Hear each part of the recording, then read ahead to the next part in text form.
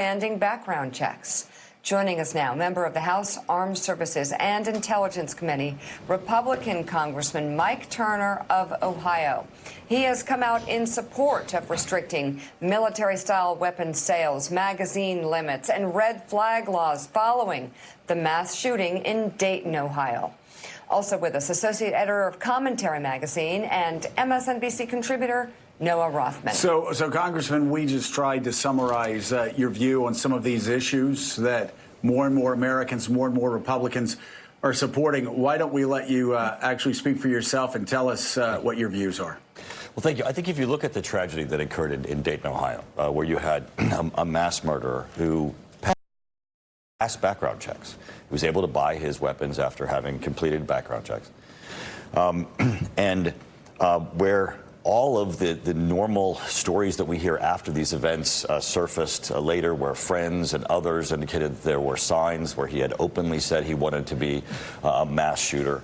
And you had also the most perfect of circumstances in that you had police presence, you had unbelievable heroism by the police that were there, who responded immediately. They had the appropriate weapons. He had on armament. They had armor-piercing bullets. They were able to take down the shooter within 32 seconds. But still, even in all of those circumstances, 9 people died, 27 people were injured in 32 seconds. So you can't just say, oh, well, if we arm everyone, this will be addressed, because the police were there and they immediately took him out. You can't just say background checks, because clearly background checks in this instance failed the system. But you do have a situation where someone is identified as a threat, is allowed to continue into the community, and ultimately inflicted unbelievable horror on a community.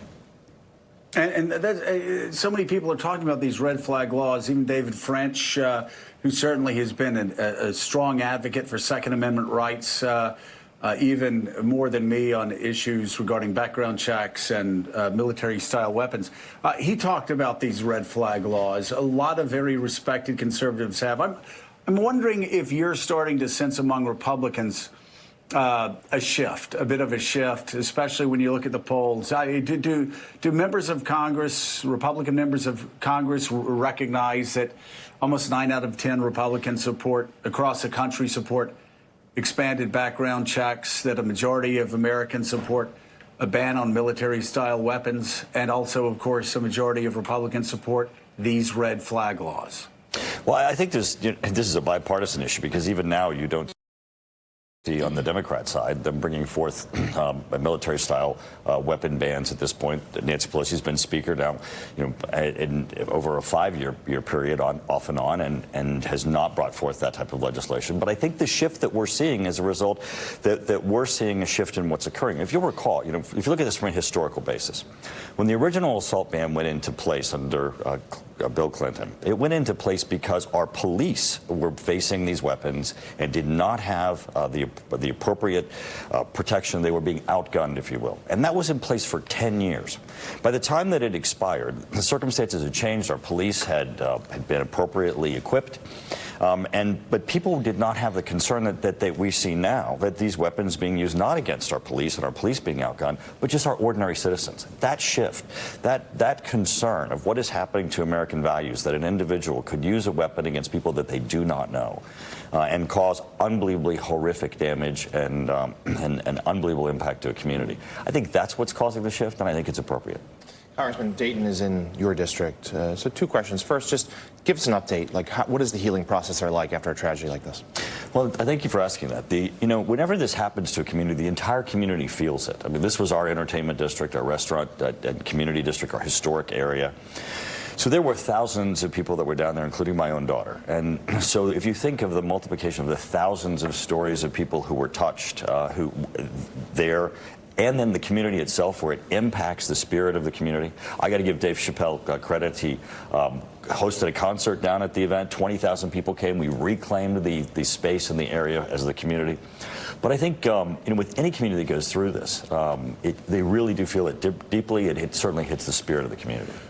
Congressman, maybe you can allay some concerns about background checks, universal background checks. You said it's not a silver bullet, of course, but it's certainly on the table, and people wonder why.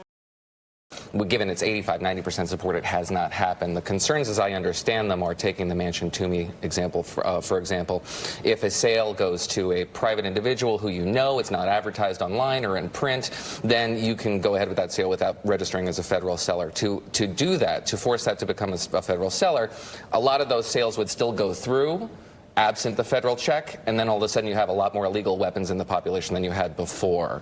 Is that, as you understand it, the principal background problem with that? Well, I think people are for increased background checks. It's certainly closing the gun show loophole, looking at internet sales. I think that the legislation, as you've indicated, that people have concern is where it goes to transactions between individuals where they know the individual personally, family members.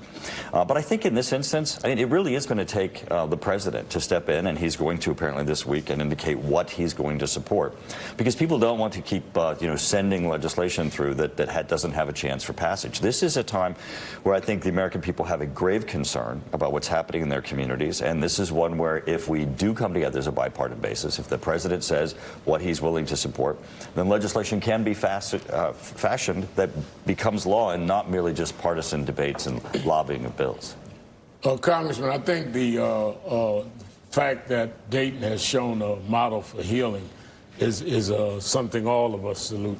But I think we also need to come with a consensus, as you said, of where we can battle this together. My problem with Beto's suggestion is, how's it going to be executed? From my point of view, from a civil rights point of view, you start kicking in doors.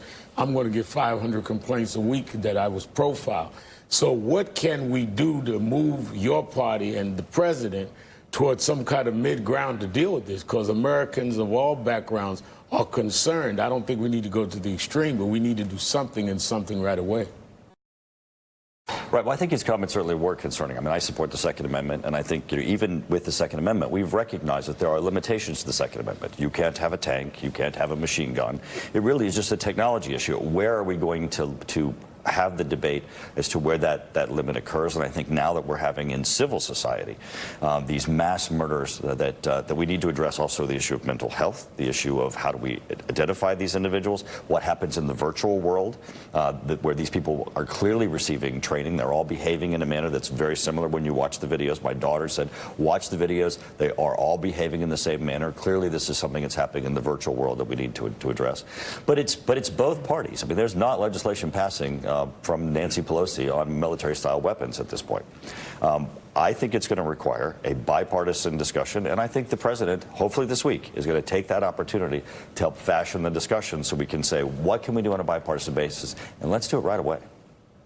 And boy, I tell you what Reverend Al said, what the congressman said, exactly right. There needs to be a middle ground in this approach, because as Reverend Al said, it's not just Republicans that would be upset if the police started kicking down doors. Reverend Al would be hearing about it, and a lot of leaders would be hearing from it too. So going back to what Beto had suggested, that I think Mayor Pete understands just won't work. That's not the middle ground approach I think we're looking for. Congressman Mike Turner, thank you so much for being with us. And boy, know that our thoughts and our prayers are with you and your family and your community.